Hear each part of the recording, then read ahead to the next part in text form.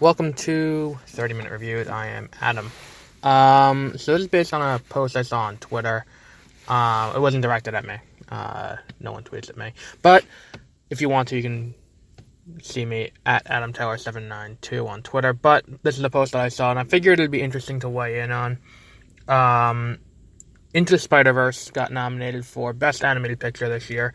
It could be the first time since 2012, I think it was, when Rango came out, that Disney did not win in the year that they had a movie come out. A pretty big year, and they've only lost like 4 years. I did a whole thing about it yesterday when the Academy Award nominations came out. But regardless, that's not the point of this. The point of this is someone asked the question a few weeks back, could they do Into the Spider-Verse but with Batman? And I thought about it. The issue of the fact that the part of the reason why Into the Spider-Verse resonated so well is because of the fact that it's about it's the first time Miles Morales got his own movie, and him having to come into his own and having to accept who he is, and all of that resonated with a lot of people. But that's not something that would really hit home in a Batman movie to begin with. That's problem number one. Problem number two is I think if we're going to talk about the array of characters to play off of, there's not enough Batman characters to really use that could do that. Like, for Into the Spider-Verse, you have Miles Morales, you have Peter Parker, you have Gwen Stacy, you have Spider-Ham, and you have Spider-Man Noir, and you also have Penny Parker. So you have 6 characters there, all of whom are different, all who have different perspectives, and all who have different backstories that all get, pushed into one, and they'll have different stylistic changes to them. For Batman, I don't think you have enough variation of characters to do a Batman story like that, because either A, they already interacted, there's nothing novel about it, because that was another thing about this, is that Miles Morales and Peter Parker and Gwen Stacy operating as Spider-Gwen, or Ghost Spider, whichever one they're calling her. Then you also have Peter Porker, the Spider-Ham, who, hasn't really interacted with anyone outside of that, and it's just, kind of funny.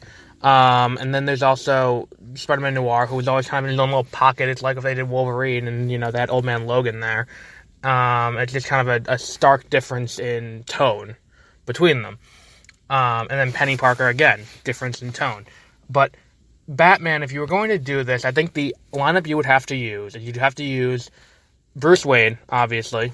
The story would have to center around Batman Beyond. Damian Wayne, Bruce Wayne's son. But then because of that, unless you're going to use a time-displaced younger Bruce Wayne, it's still weird. You would need, because he already interacts with Bruce Wayne on a regular basis as his, person in the chair, his what's it called? His Oracle, his Overwatch, if you will. He's the person in the chair who's operating for him. In the words of Ned from Homecoming.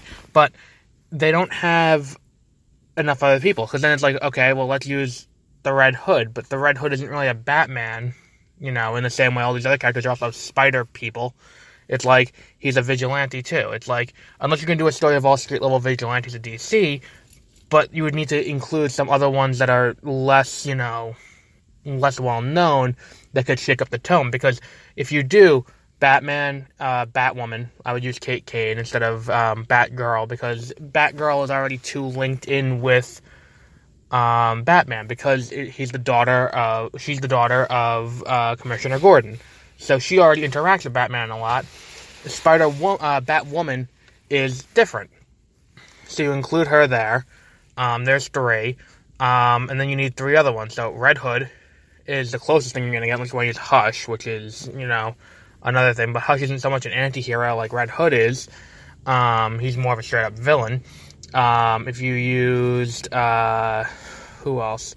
I guess if you used Batman, but Dick Grayson Batman, you can throw in there for a 5th person. And if you're going to do a 6th, I don't even know who you would use for a 6th. But there's my point is, I don't think it would work with Batman, because even if you use these other Thomas Wayne. Flashpoint, Batman, Thomas Wayne. But my point I'm trying to make with this is, all of these characters are cut from the same brooding cloth, and they're all basically the same in terms of personality and, how they operate. Their MO is all the same, which is not the same about all of the Spider people in Into the Spider-Verse, which is one of the things that helps the movie along, is the diversity of characters to play off of. So, if you were going to do this, you would need to use a character who has a lot of variations. You could do this with Green Lantern, where you have, you do Green Lantern Corps with, what's his name, Jon Stewart, Hal Jordan, Jessica Cruz. There's a whole bunch of characters that you can use from Green Lantern, have them all meshed together to do that. Superman, Superwoman, Supergirl, Power Girl. There's all characters that can play off of each other. The Flash, Kid Flash, Impulse, XS, Jesse Chambers. There's no end of other characters to do this with. We don't have to keep coming back to Batman just because everyone knows who Batman is. And I think continuing to use Batman isn't making people want to watch DC movies, because eventually we're going to get Batman out. And it's just going to feel off. Because it's just like, why do we have to keep pushing Batman all the time? And I'm not saying that if you can find a way to make this work with Batman interacting with other iterations of Batman, which I'm sure has been done at some point in the past, and I'm sure would be an interesting thing to see happen, but in a comic event, not so much in a major theatrically released movie, like Into the Spider-Verse was.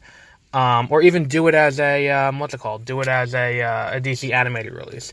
But there are so many other more interesting characters to do it with, and the other thing is, one of the big keys about Into the Spider-Verse is that the story's moral is that anyone can stand up and make a difference, and it's just that because these people have powers, they're more prone to do it, but anyone who has the ability to can. And Batman's entire thing in the comics, anytime they show anyone else taking on the mantle of Batman, with the exception of Batman Beyond, is to show that, specifically the mantle of Batman I'm talking about, not other people, but like when Dick Grayson takes over as Batman, it's to show that it's a temporary thing, just so that way they can show that only Bruce Wayne can really be Batman. Or it's just so that way crime in Gotham doesn't get too bad while Bruce Wayne's presumed dead, and to maintain Bruce Wayne's cover. There's always some other reason why someone else is in the cowl, and it's not to show that anyone can do it.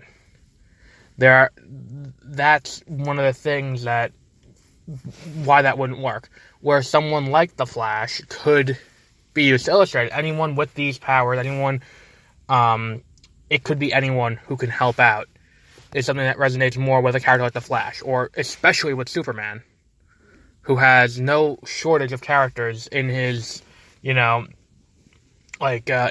pantheon of Superman characters. There's no shortage of people you can use for a movie like this. So we should not go with Batman if we're going to do an Into the Spider-Verse-esque movie about a DC character. There are plenty of other characters to use, and plenty of other characters who haven't been done to death in movies, and functionally in the movies, they've never done anything different with them. It's always the same.